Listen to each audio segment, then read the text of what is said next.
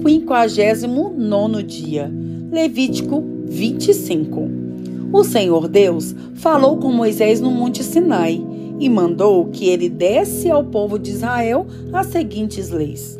Quando vocês entrarem na terra que o Senhor Deus lhes vai dar, deixem que de 7 em 7 anos a terra descanse em honra do Senhor.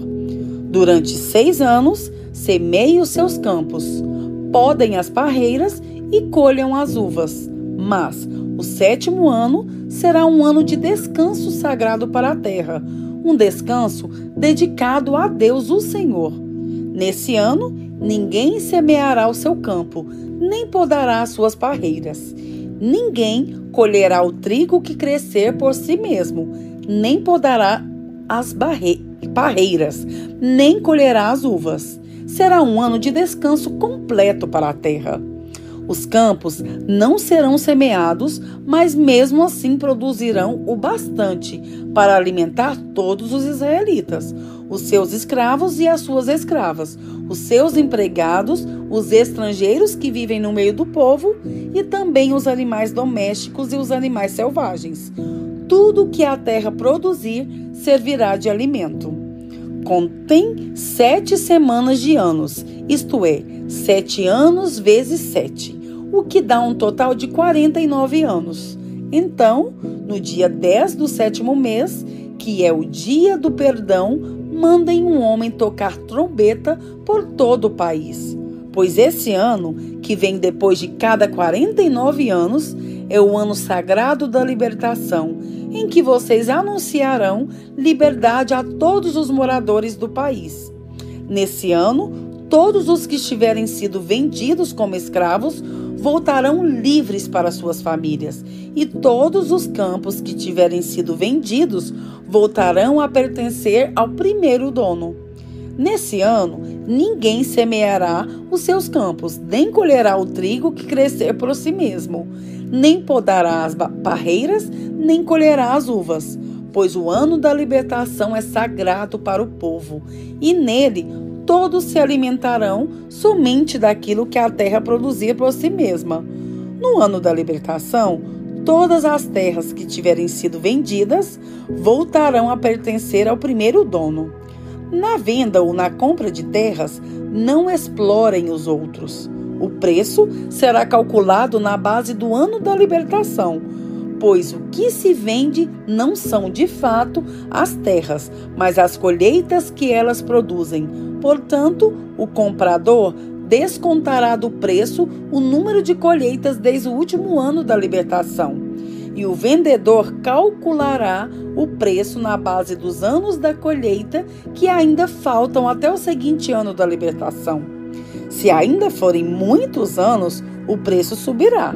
Se forem poucos, o preço baixará. Que ninguém explore os outros, que todos temam a Deus, pois Ele é o Senhor nosso Deus. Obedeçam a todas as leis e mandamentos de Deus, para que vivam em segurança na terra, que vai ser de vocês. Ela produzirá suas colheitas, haverá bastante comida para todos, e todos viverão em segurança.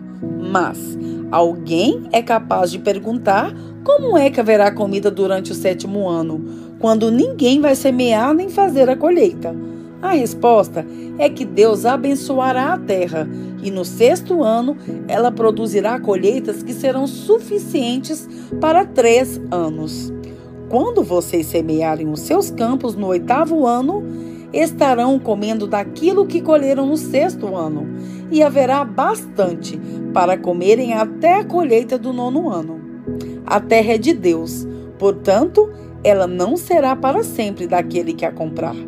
Deus é o dono dela, e para Ele nós somos estrangeiros que moram por um pouco de tempo na terra dele. Assim, quando um terreno for vendido, o seu antigo dono será o primeiro a ter o direito de tornar a comprá-lo. Se um israelita ficar pobre e precisar vender uma parte de suas terras, o seu parente mais chegado deve tornar a comprar o que ele vendeu. Mas, se ele não tiver um parente que compre as terras, é possível que mais tarde ele mesmo fique rico outra vez, podendo assim tornar a comprar o terreno que vendeu. Ele descontará o valor das colheitas que o terreno tiver produzido desde o último ano da libertação e calculará o preço a pagar, tendo como base os anos de colheita que ainda faltarem até o seguinte ano da libertação. E assim ele será novamente o dono do terreno. Mas, se ele não tiver o suficiente para tornar a comprar o terreno, então este ficará pertencendo ao comprador até o seguinte ano da libertação. Nesse ano, o terreno voltará a pertencer ao primeiro dono. Se um homem vender uma casa que fica numa cidade protegida por muralhas, ele terá o direito de tornar a comprar a casa até um ano depois da venda. Mas, se dentro de um ano ele não comprá-la, então ela pertencerá ao comprador e aos seus descendentes para sempre. Nem mesmo no ano da libertação, a casa voltará a ser do primeiro dono. Porém, as casas que ficam em cidades sem muralhas são como os terrenos. O primeiro dono tem o direito de tornar a comprar a casa, e no ano da libertação, ela volta a ser do primeiro dono. Os levitas têm sempre o direito de tornar a comprar as suas casas que ficam nas cidades onde moram. Mas, se um levita vender a sua casa numa dessas cidades e não tornar a comprá-la, então, no ano da libertação, a casa volta a ser dele, pois as casas das cidades onde os levitas moram serão sua propriedade permanente no meio do povo de Israel. Mas os campos em volta das cidades onde os levitas moram não podem ser vendidos. Eles pertencem aos levitas para sempre. Se um israelita que mora perto de você ficar pobre e não puder sustentar-se, então você tem o dever de tomar conta dele. Ajude-o como se ele fosse um estrangeiro que mora no meio do povo, a fim de que ele continue a morar perto de você. Não cobre juros sobre o dinheiro que você lhe emprestar. Respeite a ordem de Deus para que esse homem continue a morar perto de você. Não cobre juros sobre o que você lhe emprestar, nem tire lucro dos alimentos que você lhe vender.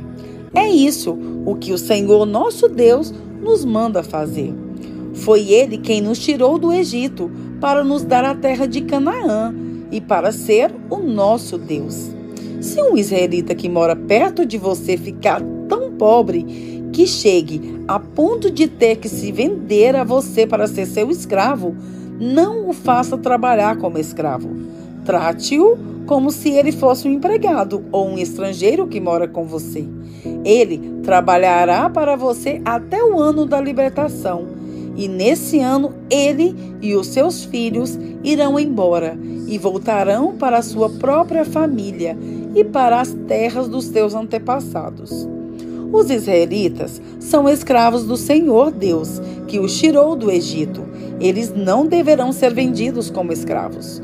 Portanto, não os trate com crueldade, mas respeite a ordem de Deus.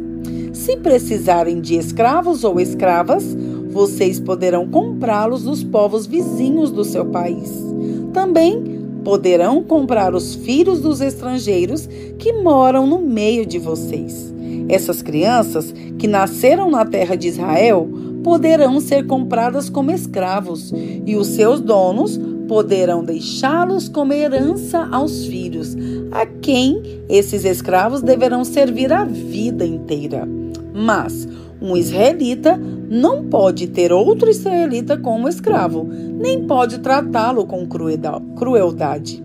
Pode acontecer que um estrangeiro que vive no meio do povo fique rico e que um vizinho israelita fique pobre e se venda como escravo a esse estrangeiro ou a alguém da família dele. Nesse caso, depois de vendido, o israelita tem o direito de ser comprado de novo. Um irmão, um tio, um primo ou outro parente chegado poderá comprá-lo. Ou, Se ganhar bastante dinheiro, ele mesmo poderá comprar a sua liberdade. Ele e o homem que o comprou combinarão o preço que deverá ser pago, de acordo com o número de anos, desde o ano em que ele se vendeu até o seguinte ano da libertação. O cálculo será feito tendo como base o salário que o empregado recebe. Se ainda faltarem muitos anos até o ano da libertação, ele pagará uma parte maior do dinheiro que recebeu quando se vendeu. Mas, se faltarem poucos anos, a parte será menor. O dono o tratará como se ele fosse um empregado que é contratado para trabalhar por ano. Não deixem que o dono o trate com crueldade. E, se o homem não for libertado por nenhum desses modos, então, no seguinte ano da libertação, ele e os seus filhos ficarão livres. Pois os israelitas são escravos de Deus, que os tirou do Egito. Ele é o Senhor, o Deus deles. Marcos 15. Assim que amanheceu, os chefes dos sacerdotes se reuniram com os líderes dos judeus e com os mestres da lei e com todo o conselho superior e fizeram seus planos. Eles amarraram Jesus e o levaram e entregaram a Pilatos. Pilatos perguntou: "Você é o rei dos judeus?" "Quem está dizendo isso é o Senhor", respondeu Jesus. E os chefes dos sacerdotes faziam muitas acusações contra ele. Então, Pilatos fez outra pergunta: "Você não vai responder? Vejam quantas acusações estão fazendo contra você." Porém, Jesus não disse mais nada e Pilatos ficou muito admirado com isso. Em toda a festa da Páscoa, o governador costumava soltar um dos presos a pedido do povo. Naquela ocasião, um homem chamado Barrabás estava preso na cadeia junto com alguns homens que tinham matado algumas pessoas numa revolta. A multidão veio e começou a pedir, como era de costume, Pilatos soltasse um preso. Então ele perguntou: "Vocês querem que eu solte para vocês o rei dos judeus?" Ele sabia muito bem que os chefes dos sacerdotes tinham inveja de Jesus e que era por isso que o haviam entregado a ele. Mas os chefes dos sacerdotes atiçaram o povo para que pedisse a Pilatos que, em vez de soltar Jesus, ele soltasse Barrabás. Pilatos falou outra vez com o povo. Ele perguntou: "O que vocês querem que eu faça com este homem que vocês chamam de rei dos judeus?" E eles gritaram: "Crucifica!" "Que crime ele cometeu?" perguntou Pilatos. Mas eles gritaram ainda mais alto: "Crucifica! Crucifica!" Então, Pilatos, querendo agradar o povo, soltou o Barrabás, como eles haviam pedido. Depois, mandou chicotear Jesus e o entregou para ser crucificado. Aí, os soldados levaram Jesus para o pátio interno do palácio do governador e reuniram toda a tropa. Depois, vestiram em Jesus uma capa vermelha e puseram na cabeça dele uma coroa feita de ramos cheios de espinhos. E começaram a saudá-lo, dizendo: "Viva o rei dos judeus!" Batiam na cabeça dele com um bastão, cuspiam nele e se ajoelhavam, fingindo que o estavam adorando. Depois de terem caçoado dele, tiraram a capa vermelha e o vestiram com as suas próprias roupas. Em seguida, o levaram para fora a fim de o crucificarem. No caminho, os soldados encontraram um homem chamado Simão, que vinha do campo para a cidade. Esse Simão, o pai de Alexandre e Rufo, era da cidade de Cirene. Os soldados obrigaram Simão a carregar a cruz de Jesus e levaram Jesus para um lugar chamado Gólgota. Gólgota quer dizer lugar da caveira. Queriam dar a ele vinho misturado com um calmante chamado mirra, mas ele não bebeu. Em seguida, os soldados o crucificaram e repartiram as suas roupas entre si, tirando a sorte com dados, para ver qual seria a parte de cada um. Eram 9 horas da manhã quando crucificaram Jesus. Puseram em cima da cruz uma tabuleta onde estava escrito como acusação contra ele: o Rei dos Judeus. Com Jesus, crucificaram também 2 ladrões, um à sua direita e o outro à sua esquerda. Assim, se cumpriu o que as Escrituras Sagradas dizem: ele foi tratado como se fosse um criminoso.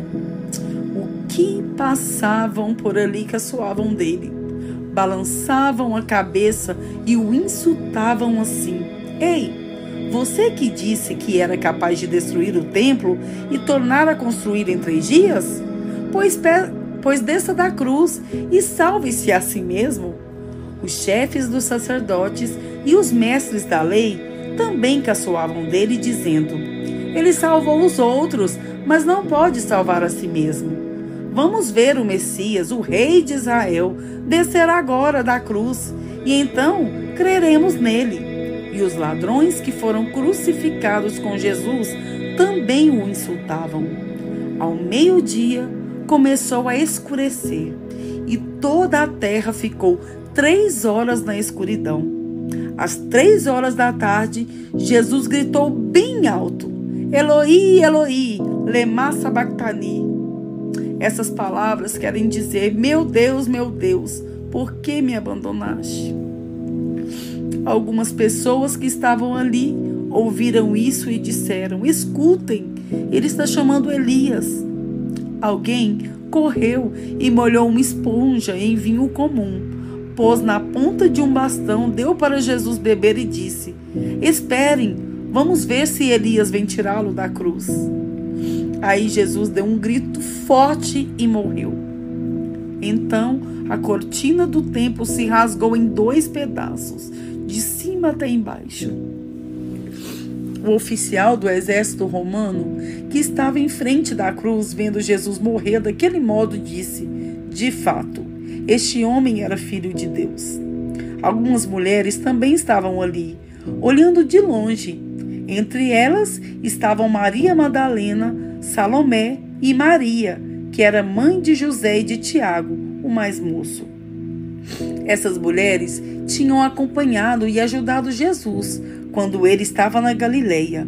Além dessas, estavam ali muitas outras mulheres que tinham ido com ele para Jerusalém. Já era quase noite quando chegou José, que era da cidade de Arimateia. Ele era um homem importante e fazia parte do conselho superior. José também esperava a vinda do reino de Deus. Era o dia da preparação, isto é, a véspera do sábado. Por isso, José, tomando coragem, foi falar com Pilatos e pediu o corpo de Jesus. Pilatos ficou admirado quando soube que Jesus já estava morto. Chamou o oficial romano e perguntou se fazia muito tempo que Jesus tinha morrido.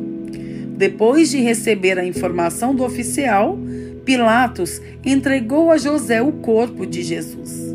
José comprou um lençol de linho, tirou o corpo da cruz e o enrolou no lençol.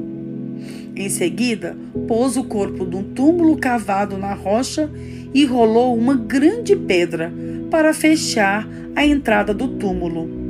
Maria Madalena e Maria, a mãe de José, estavam olhando e viram onde o corpo de Jesus foi colocado.